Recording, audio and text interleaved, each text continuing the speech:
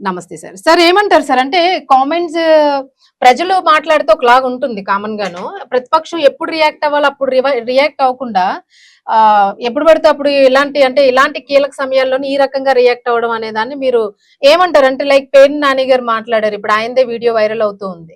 శౌర్య గారు, నేను నిన్నటి నుంచి కొంతమంది ఫంక్షన్స్ కి వెళ్ళినప్పుడు కూడా ఒకసారి హ్మ్. మాట్లాడుతుంటే ప్రజలు హ్మ్. ప్రజలు సానుకూలంగానే స్పందిస్తున్నారు. హ్మ్. మోదీ గారు విజ్ఞప్తి చేశారు. ఎక్కడ వీలైతే అక్కడ తగ్గించుకోమంటున్నారు, అంతే కదా. సో హ్మ్. మనకు వీలైనంత వరకు కొంత తగ్గించుకునే ప్రయత్నం చేద్దాం అంటున్నారు. హ్మ్. అయితే ఈ రోజు పేరు నాని గారి కామెంట్స్, ఆయన ఏమంటాడంటే విదేశాలకు వెళ్ళొద్దు అంటున్నారు, బంగారం కొనొద్దు అంటున్నారు, పెట్రోల్ డీజిల్ తగ్గించేయమంటున్నారు. మోడీ గారు మీరు కూడా బస్సుల్లో ట్రైన్లో తిరగచ్చు కదా హ్మ్. అని చెప్పి అంటున్నారు. నేను అటువంటి కామెంట్స్ చేసే వ్యక్తులకి నేను హ్మ్. చెప్పేది ఒకటే. ఈరోజు ప్రధానమంత్రి నరేంద్ర మోడీ గారు 25 సంవత్సరాలుగా నిర్విరామంగా ముఖ్యమంత్రిగా, గుజరాత్ ముఖ్యమంత్రిగా, 12 ఏళ్లుగా దేశ ప్రధానమంత్రిగా హ్మ్. ఒక్క రోజు కూడా సెలవు తీసుకోకుండా నిస్వార్థంగా ప్రతి శ్వాస దేశం కోసం, ప్రతి కణం కణం పేద ప్రజల సంక్షేమం కోసం పనిచేస్తున్న వ్యక్తి. హ్మ్. తనకంటూ కుటుంబం లేదు. దేశమే 140 కోట్ల ప్రజలే తన కుటుంబంగా భావించేటువంటి ఒక యోగి.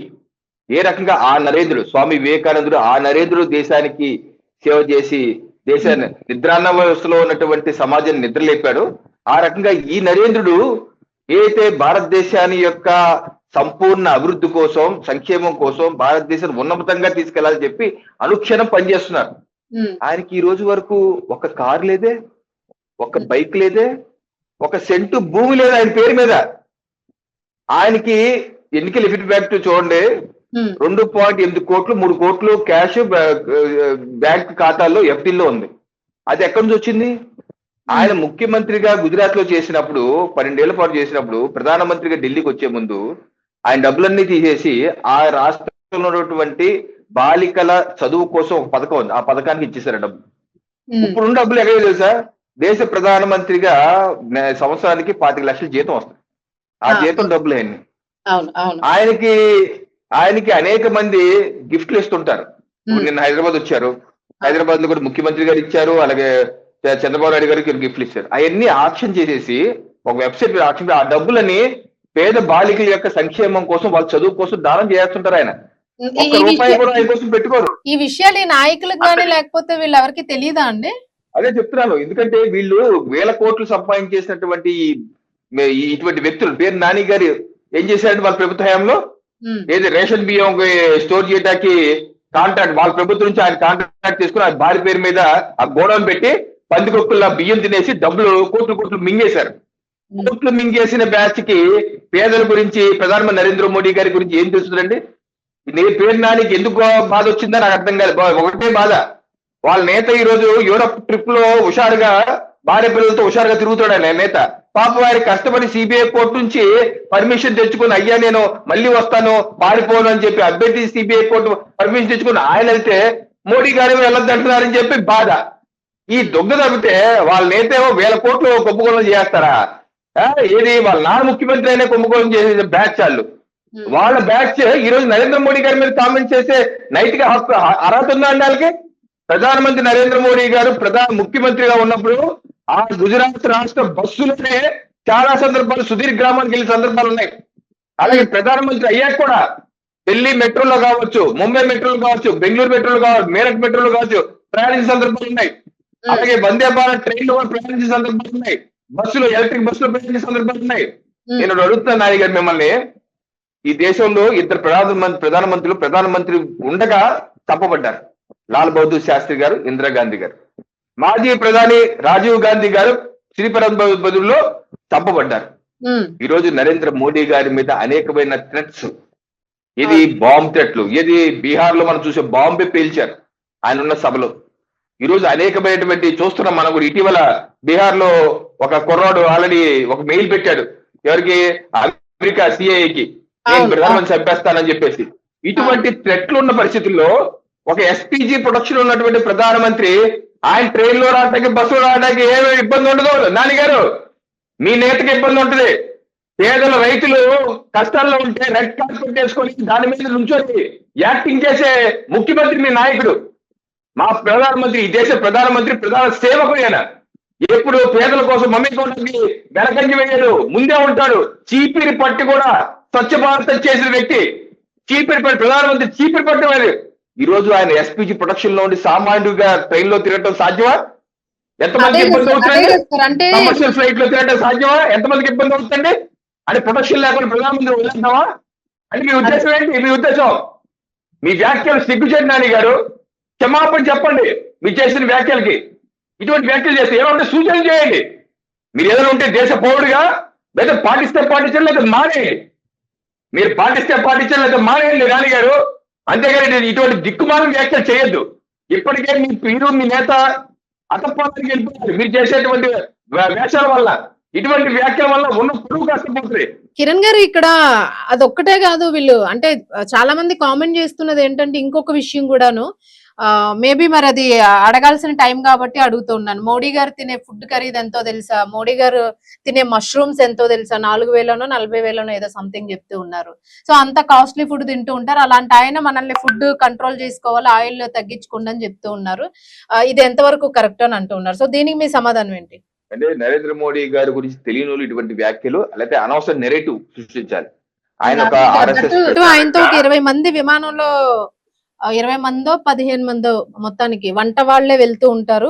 ఎక్కడికక్కడ వాళ్లే వండి పెట్టాలి, వేరే ఫుడ్ తినరు ఆయన అని మీరు క్లారిటీ ఇవ్వాలి దీని మీద. ఇది పబ్లిక్ లో చాలా నెగిటివ్ వెళ్తుంది. అందుకు చెప్తున్నాను. లాల్ బహదూర్ శాస్త్రి గారు ఈ దేశ ప్రధానమంత్రి డాష్కండ్ వెళ్ళారు. అగ్రిమెంట్ చేసుకుని ఇండియా పాకిస్తాన్ యుద్ధం అప్పుడు ఒప్పందం చేసుకుంటారు.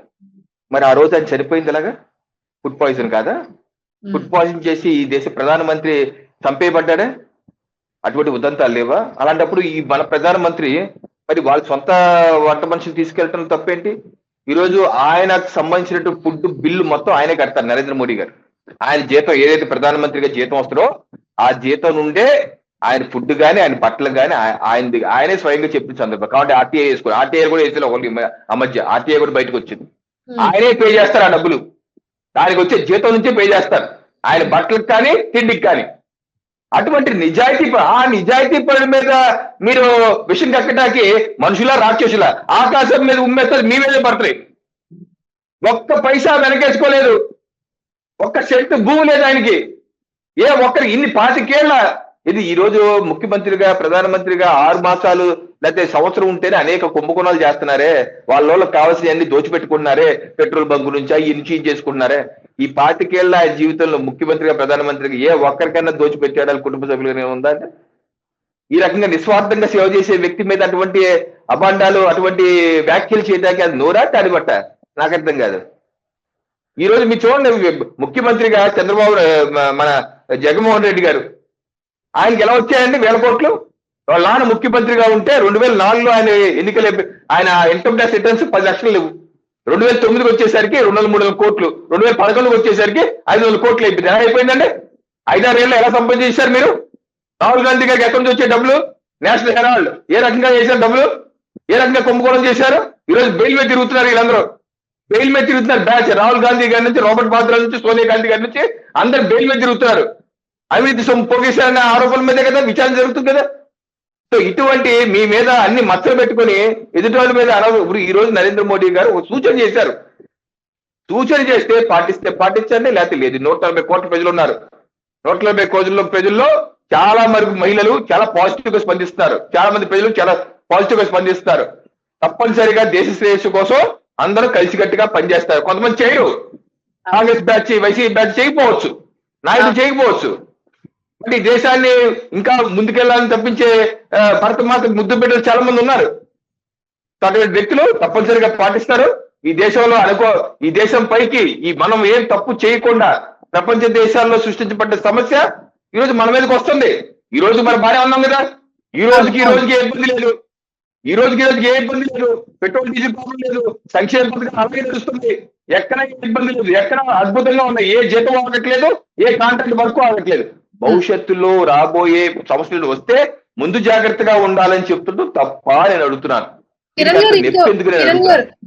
అవును ఎగ్జాక్ట్లీ. కిరణ్ గారు, మీరు ఇంకొక అంటే ఈ రోజు పేపర్స్ గానీ లేదంటే నిన్నో ఈ రోజు ఛానల్స్ గాని ఇవన్నీ మీరు కూడా అబ్జర్వ్ చేసే ఉంటారు. కొన్ని పేపర్స్ లోని వచ్చిన హెడ్డింగ్స్ గాని ఇవన్నీ కూడా అంటే అడగడానికి నాకు అలాంటి విషయాలు నాకు కూడా నచ్చవు జనరల్‌గా. అంటే పర్సనల్ లైఫ్స్ లోకి వెళ్లి మాట్లాడాలని అనిపించకపోవచ్చు. దట్టు ప్రధాన మంత్రికి సంబంధించి.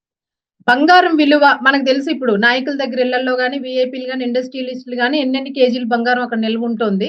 అలాగే దేవాదాయకి సంబంధించిన దానిలోంచి కూడా ఎంత బంగారం బయటికి పోయింది, ఏ గోపురాలు చెక్కేశారనేవి కూడా చాలా డిబేట్స్ లో మాట్లాడాం మనం. సో ఎక్కడెక్కడ ఎంత బంగారం నిల్వలు ఉన్నాయనేది కొంత అంచనా ఉంది మనకి.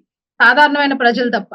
సో ఎప్పుడైనా ముందుకొచ్చేది కూడా ఈ సాధారణమైన ప్రజలే ముందుకొస్తుంటారు తప్ప ఈ కేజీలు కూడబెట్టినోళ్ళు ఎవరు ముందుకు రాకపోవచ్చు. అఫ్‌కోర్స్ అయితే ఈ టైంలోని మోదీ గారికి ఒక భార్య గాని, లేకపోతే ఇట్లా ఏదైనా ఉంటే బంగారం విలువ తెలిసేది అని అన్నారు. సో ఆడవాళ్ళకి, భార్యకి, బంగారానికి ప్రపంచాన్ని కుదిపేసిన, ప్రపంచ స్థాయిని పెంచినా, దిగజార్చిన బంగారమే అని నానుడు ఏదైతే ఉందో దీన్ని మళ్ళా ఆడవాళ్ళకి తీసుకొచ్చి, ఇళ్లల్లో భార్యలకు తీసుకొచ్చి ఎందుకు ఆపాదిస్తున్నారు వీళ్ళందరూను? దీనికి ఏం చెప్తారు మీరసలు? ఎక్కడ స్త్రీలు మోదీ వ్యతిరేకించినట్టుగా గమనించలేదండి. పురుషులు ఎక్కువ మాట్లాడుతా ఉన్నారు. ఇప్పుడు నా శ్రీమతి గారు చెప్తే వారు ఏమన్నారంటే, పోన్లే ఒక సంవత్సరం అంటున్నారు కదా, బంగారం కాదులే వెండి కొనుక్కుంటాలే, పోని వెండికి వెళ్ళలేదు కదా వెండి కొనుక్కుంటాలే అన్నారు. గృహిణిగా ఒక మాట. సో అలాగా మహిళలు తప్పనిసరిగా ఆలోచిస్తారు. ఇప్పుడు కొనుక్కోవద్దు చేయొద్దు అంటలేదు. ఒక సంవత్సరం పాటు కొంచెం డిఫర్ చేయండి, కొంచెం చేయండి. అయితే బంగారం కొనుగోలు చేయొద్దు అన్నది కొత్తగా ఈ రోజు ఈ ప్రభుత్వమే అంటే అపీల్ చేయడం కూడా తప్పంటున్న వ్యక్తులు కాంగ్రెస్ పార్టీ ఓటు చెప్పాలి. గోల్డ్ కంట్రోల్ యాక్ట్ 1968 గూగుల్లో ఉంటుంది, ఎవరన్నా కొట్టండి. గోల్డ్ కంట్రోల్ యాక్ట్ 1968 ఇందిరాగాంధీ గారు తీసుకొచ్చారు. ఇది ప్రతి వ్యక్తి ఇన్ని గ్రాముల కన్నా ఎక్కువ ఉంటాకి వీల్లేదు వాళ్ళ దగ్గర, ఇంత కొంటాకి వీల్లేదు. గోల్డ్ కంట్రోల్ ఆఫీసర్ అని చెప్పి జాతీయ స్థాయి ఆఫీసర్ కూడా పెట్టారు. మరి చట్టాలే చేశారే బంగారం కొనద్దని. అది 1990లో రిపీల్ చేశారు ఆ చట్టాన్ని. 1990లో అంటే 22 ఏళ్ల పాటు ఉంది చట్టం. కాంగ్రెస్ పార్టీ వాళ్ళు చట్టాలు చేస్తే అద్భుతమైన పరిపాలన. India is India, India is India. Narendra Modi గారు ఒక అపీల్ చేస్తే అవే నరేంద్ర మోడీ వైఫల్యం, ఆయన వైఫల్యం చెందాడు. అయితే నరేంద్ర మోడీ గారి మీద ఇటువంటి బిలో ది బెల్ట్ కామెంట్ చేస్తారంటే, మొదటి నుంచి ఈ బ్యాచ్ కాంగ్రెస్ బ్యాచ్ ఏంటంటే, ఈ దేశం మాది, మా తాతది ఈ దేశం. జవహర్లాల్ నెహ్రూ, ఇందిరా గాంధీ, రాజీవ్ గాంధీ, సోనియా గాంధీ, రాహుల్ గాంధీ, ఇదంతా మాది దేశం. వేరే ఓటు ఎవడో రాటానికి వీల్లేదు. అందులో టీఎం కొన్ని ఒక బీసీ కులాల నుంచి, నిమ్న వర్గాల నుంచి ఎలా వస్తారు? ఆయన ప్రధానమంత్రి ఎలా అవుతాడు? అందుకనే మొదటి నుంచి ఆయన మీద ద్వేషం. చాయ్ వాళ్ళ టీఎం కొంటారు, లేకపోతే ఈ రోజు కూడా చూడండి వాళ్ళ సోషల్ మీడియాలో ఎటువంటి 2024 ఎన్నికలప్పుడు కూడా మళ్ళీ టీఎం కుంటా వెళ్ళిపోతాడని చెప్పేసి వాళ్ళ అఫీషియల్ ట్విట్టర్ ఖాతాలోనే వాళ్ళు కార్టూన్లు వేశారు. దానిపై దేశవ్యాప్తంగా విమర్శలు వస్తే మళ్ళీ తీశారు వాళ్ళు. సో ఇటువంటి ఇది చౌకీదార్ చోరే, లేకపోతే నరహంతకులని మొన్న కాంగ్రెస్ పార్టీ జాతీయ అధ్యక్షుడు ఏమన్నారంటే, మోడీ గారు టెర్రరిస్ట్ అన్నారు. ఇది తమిళనాడు ఎన్నికల సందర్భంలో ఒక ప్రెస్ మీట్ లో ఖర్గే గారు టెర్రరిస్ట్ అన్నారు. సో వీళ్ళకి నాలుగు మీద నర ఉండదు. వీళ్ళు మోడీ గారి మీద విషం, కాలకోట విషాన్ని ఏంటి ఒక నిమ్న వర్గాల నుంచి ఇంత అద్భుతంగా ఎలా చేస్తాడు, అది మాది ఆ సీటు, మా కుటుంబ గాంధీ కుటుంబాలు, నకిలీ గాంధీ, ఇలా అసలైన గాంధీలు కాదు, నకిలీ గాంధీ కుటుంబాలది అనే అహంకార గోళంతో ఏ రకమైన మాటలు మాట్లాడతారో, ఎంత బురద జల్లితే కమలం అంత ఎక్కువగా వికసిస్తుంది. కాబట్టి అవి ఎంత చేసినా సరే కమలం ఈ దేశ ప్రజలు, ఈ దేశ మహిళలు, ఈ దేశ పేదలు, ఈ దేశ యువత, ప్రధానమంత్రి నరేంద్ర మోడీ గారు భారతీయ జనతా పార్టీ వెంట ఉన్నారు. మీరు ఎంత ఏడ్చినా సరే, ఏదైతే వాళ్ళ ఆశీస్సులు పుష్కలంగా ఉన్నాయి, కమలం వికసిస్తానే ఉంటదండి. రైట్ సార్, ఒక ఫైనల్ కన్క్లూజన్ ఇవ్వండి. దీనిలోకి అంటే సామాన్యులు లేదా సంసారంలో ఉన్న వాళ్ళు బంగారం గురించి మాట్లాడుతున్నారంటే అర్థం ఉంది. ఎందుకంటే ఈ కట్నాలైనా అంటే కట్నం గురించి మాట్లాడకూడదు, కానీ ఈ బంగారం అంటే పెట్టుపోతలు ఏవైతే ఆడపిల్లకు ఉంటాయో, సో దీన్ని మనం ఆడపిల్లకి ఇచ్చేది ఉంటుందో, సో వీళ్ళు మాట్లాడుతున్నారంటే ఒక మీనింగ్ ఉంటుంది. మరి స్వామీజీలు ఎందుకు బయటకు వచ్చి మాట్లాడుతున్నారు అనుకోవచ్చు. ఏం చేస్తామండి, కొంతమంది స్వామీజీల పేరు మీద సన్యాసులోనే సన్నాసులు తయారయ్యారు. అందుకని వారికి మోడీ గారి మీద ఉన్నటువంటి ద్వేషం కావచ్చు, రకరకాల నేపథ్యంలో అలా అంటుండొచ్చు. అయితే నేను అపీల్ చేసేది ఏంటంటే, దేశ ప్రజలకు ఏ రకంగా చూస్తున్న వారికి ప్రధానమంత్రి మోడీ గారు సూచనలు చేశారు. ఒక 7 సూచనలు చేశారు. ఆ సూచనల మీద ఆలోచించండి. కుటుంబ సభ్యులందరూ కూర్చొని, మీ పిల్లలంతా కూర్చొని డిస్కస్ చేయండి. పెట్రోల్ డీజిల్ తగ్గించమన్నారు. ఎరా నువ్వు రోజు బైక్ వెళ్ళిపోతావు, తమ్ముడు కూడా నువ్వు కలిసి తీసుకెళ్లొచ్చు కదా, కొని అలా కుదిరితే చెయ్యి. వారానికి 2 షోలను చేయండి. ఒక బైక్ మీద వెళ్ళండి మీరు ఇద్దరు. లేకపోతే ఒక అపార్ట్మెంట్ లో ఉంటున్న వాళ్ళు, గతంలో కూడా మనం మాట్లాడుకున్న ఈ విషయం మీద ఎప్పుడో మీ ఛానల్ లో మాట్లాడాను నేను. ఇది హైదరాబాద్ లో కార్ పూలింగ్ చేసుకోవచ్చని ఆ రోజు చెప్పాను. రెండు నెలల క్రితమే మన డిబేట్ లో అన్నాను. సో ఆ రకమైన ప్రయత్నం చేయొచ్చు. సో అలాంటి చిన్న చిన్న ఇది మనకి నొప్పేం కాదు. ప్రపంచ దేశాలను పోల్చుకోండి. ప్రపంచ దేశాల్లో అతలాకుతలం అయిపోతున్నాయి. తింటాకి తినలేని పరిస్థితి. పెద్ద పెద్ద పెట్రోల్ డీజిల్ కోసం తుపాకులు పట్టుకుని వెళ్లాల్సిన పరిస్థితి. ఈ రోజు ఆ పరిస్థితి లేదు. బంక్ కలిసి పెట్రోల్ పోస్తున్నారు కదా. అయితే ఫ్యూచర్ లో సమస్య రాకుండా మనం ఏ రకంగా మనం పబ్లిక్ ట్రాన్స్పోర్ట్ మెట్రోను యూజ్ చేయొచ్చా, లేకపోతే పబ్లిక్ ట్రాన్స్పోర్ట్ ట్రైన్ కానీ బస్సు కానీ యూజ్ చేసే అవకాశం ఏమైనా ఉందా, లేకపోతే ఇద్దరు ముగ్గురు కలిసి కారు వెళ్ళే అవకాశం ఉందా, లేకపోతే ఆయిల్ వాడకాన్ని కొంత తగ్గించి మన దేహ దారుఢ్యాన్ని కూడా పెంచుకుందామా, ఆయిల్ తగ్గించే ప్రయత్నం ఏమైనా ఉందా, లేకపోతే ఆర్గానిక్ ఫార్మింగ్ ఫుడ్స్ ఏమన్నా వాడదామా, లేకపోతే విదేశీ ప్రయాణాలు ఏదన్నా పోస్ట్ పోన్ చేసుకునే అవకాశం ఉందా. అనవసరమైన ఆఫీస్ వర్క్ బిజినెస్ వర్క్ ఉంటే ఓకే. ఈ రోజు నరేంద్ర మోడీ గారు 5 దేశాల పర్యటనకి వెళ్తున్నారు. కొంతమంది అనొచ్చు ఆయన వెళ్తున్నాడు దేశం కోసం వెళ్తున్నాడు, ఆ మాత్రం తెలియకపోతే నీకు నక్కకి నాతలోడానికి తేడా తెలియనోడు నీకేం చెప్తావు సమాధానం. సో అలాగే మనకేమన్నా అర్జెంట్ పని ఉంటే ఓకే. కానీ విహారాలు జగన్మోహన్ రెడ్డి గారు చూడండి విహారయాత్రకి, అటువంటి విహారయాత్రలు ఏమైనా ఉంటే మానేసుకోగలవా, అటువంటి పోస్ట్ పోన్ చేసుకోగలవా, ప్రస్తుతానికి ఏమైనా 6 నెలలు ఇలాగేమన్నా దేశానికి పౌరులుగా మనం కూడా కొన్ని బాధ్యతలు ఉంటాయి. హక్కులతో పాటు బాధ్యతలు కూడా ఉంటాయి. ప్రపంచ దేశాల్లోని పరిస్థితులు దృష్ట్యా పెట్టుకొని సో అటువంటి బాధ్యతాయుతంగా పౌరులు ఈ దేశంలో ప్రజలు ఎప్పుడు పెద్ద మనసుతోనే ముందుకొచ్చారు. ఆయా సందర్భాల్లో ఇప్పుడు కూడా పెద్ద మనసుతో పెద్ద ఎత్తున ప్రజలు ముందుకొస్తారు, సహకరిస్తారు. నరేంద్ర మోడీ గారు వెంట కేంద్ర ప్రభుత్వం వెంట నిలబడతారు.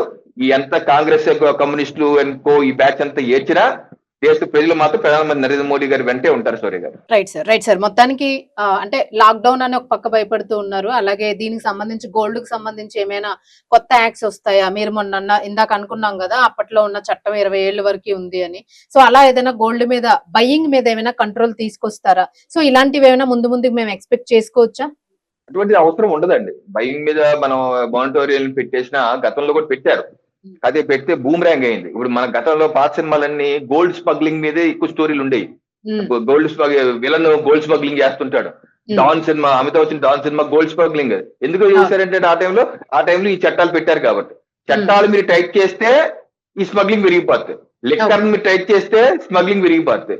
సో అలాగనమాట ఏదన్నా మనం ఎక్కువ టైట్ చేసాం అనుకోండి చట్టాలు ఉపయోగించి స్మగ్లింగ్ పెరిగిపోతే అన్అకౌంటబుల్ మనీ తిరిగేస్తే ఎకానమీలో అది ఇంకా బాధిస్తుంది. సో అటువంటి పొరపాట్లు మా ప్రభుత్వం అయితే చేయదు. అటువంటి ఆలోచన అయితే మాకైతే ఉండదండి. అటువంటి ప్రజలే స్వచ్ఛందంగా ప్రజలు సహకరిస్తారు. గివ్ ఇట్ అప్ అని చెప్పి గ్యాస్ సిలిండర్ సబ్సిడీ వదులుకోమంటే 6-7 కోట్ల మంది వదులుకున్న మహనీయులు ఉన్నటువంటి దేశం.